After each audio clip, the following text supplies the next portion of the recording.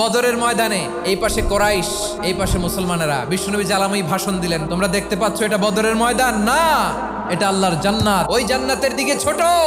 বিশ্বনবীর কথা শোনা মাত্র সাইয়েদনা উমাইর ইবনুল হুমাম বললেন বাখ বাখ, মানে চমৎকার।